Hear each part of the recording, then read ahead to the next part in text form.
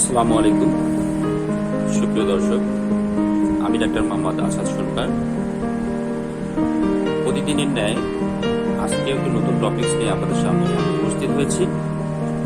আমার আজকের আলোচ্য বিষয় হচ্ছে কিভাবে স্বামী স্ত্রী মেলামেশা করলে খুব সহজেই বাচ্চা কনসেপ্ট করা সম্ভব। সুপ্রিয় দর্শক, বাচ্চা কনসেপ্টের জন্য মূলত কিছু কলাকৌশল অবলম্বন করতে হবে, এর বিকল্প কোনো কিছু নেই। আমাদের এখনকার সমাজে খুব কমন একটি চিত্র দেখা যায়, যারা নতুন বিবাহ করেছে এমনও হয়েছে যে 10, 12, 15 এরকম বছর হয়ে গেছে, কিন্তু এখন পর্যন্ত বাচ্চা কনসেপ্ট করেনি। সেক্ষেত্রে কিছু কলাকৌশল যারা অনেকেই জানেন না, তাদের উদ্দেশ্যে মূলত এই ভিডিওটি। কলাকৌশলের মধ্যে কিছু অনেক গুণাগুণ আছে, সেই গুণাগুণগুলো আপনারা অবশ্যই নিয়মকানুন মেনে চললে পরিলক্ষিত হবে। আমাদের সবচেয়ে মাথায় রাখতে হবে কলাকৌশলগুলোর মধ্যে নাম্বার 1, যে আপনি মানসিকভাবে সবসময় প্রস্তুত থাকবেন। নিজেকে কখনো দুর্বল ভাববেন না, সবসময় আপনি প্রস্তুত থাকবেন। নাম্বার 2, আপনাদের মেলামেশা করার আগে কিছু পূর্ব প্রস্তুতি আছে। সেই পূর্ব প্রস্তুতিগুলো বিষয়টা হচ্ছে এরকমই যে আপনারা সময় নেবেন একে অপরের সঙ্গে উত্তেজিত হওয়া, আলিঙ্গন করা, চুম্বন করা, এগুলোর বিষয়ে খেয়াল রাখতে হবে। অনেকে আছে তাদের মধ্যে ধৈর্য খুবই কম, সরাসরি তারা মূল পর্যায়ে চলে যায়, যেক্ষেত্রে সময় খুব কম থাকে, একে অপরের বীর্যপাতগুলো সঠিকভাবে হয় না। সেক্ষেত্রে সময় নিতে হবে, এটা অবশ্যই খুব গুরুত্বপূর্ণ। দ্বিতীয়ত যে বিষয়টা, এটাই অনেক ভ্যালুয়েবল বিষয় আমার মনে হয়। সাধারণত সময় নিয়ে যদি আপনারা স্ত্রী সহবাস করেন তাহলে অনেক কিছুই পসিবল।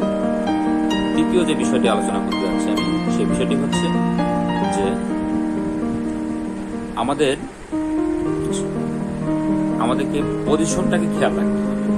অনেক সময় দেখা যাচ্ছে যে আপনার পজিশনগুলোর এলোমেলো হওয়ার কারণে বীর্যপাত ঠিক মতো হয় না, বীর্য সঠিক জায়গায় সঠিকভাবে পৌঁছাতে পারে না। পজিশনটা হচ্ছে আপনার এরকমই যে স্ত্রী অবশ্যই থাকবে তার নিচের দিকে, স্বামী থাকবে উপরের দিকে।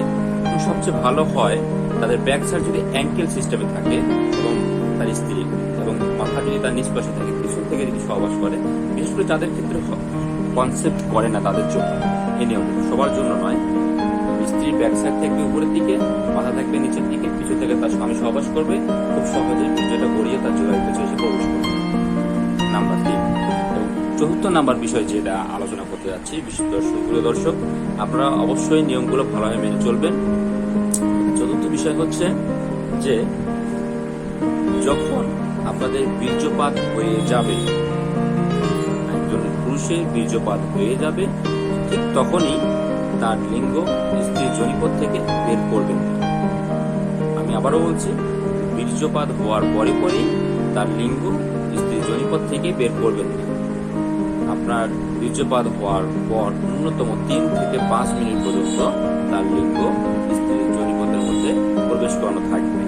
এতে তার শুক্রাণুগুলো পর্যাপ্ত পরিমাণে সম্পূর্ণভাবে তার স্ত্রীর জরায়ুতে গড়িয়ে আস্তে আস্তে চলে যাবে।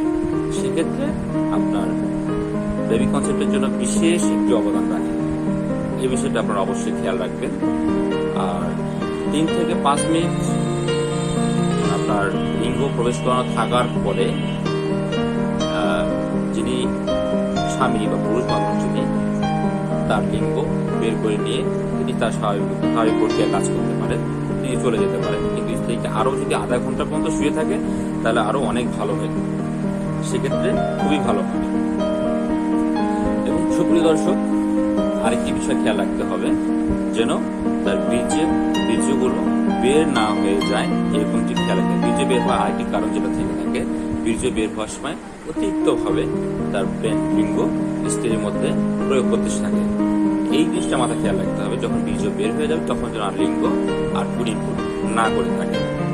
সুপ্রিয় দর্শক, আমি পরিশেষে একটি কথা বলতে চাই যে চিকিৎসার বিকল্প কোনো কিছু নেই। চিকিৎসা আপনাদেরকে অবশ্যই নিতে হবে, ওষুধ সেবন করতে হবে এবং শুধু চিকিৎসকের কাছে গিয়ে চিকিৎসা নিতে হবে। কিছু পরীক্ষা নিতে হতে পারে, পাশাপাশি যদি আপনারা আমার এই পরামর্শগুলো মেনে চলে থাকেন, ইনশাল্লাহ আপনাদের অনেক কাজে লাগবে, অনেক সফলতা আসতে পারে। তো আর সুপ্রিয় দর্শক, আজকের মতো আলোচনা এখানেই সমাপ্তি। আপনারা ভালো থাকবেন, দোয়া রাখবেন আমি যেন আপনাদের সামনে আরো নতুন কোনো বিষয় নিয়ে আলোচনা করে নিয়ে আসতে পারি। এ পর্যন্ত ভালো থাকবেন। আসসালামু আলাইকুম।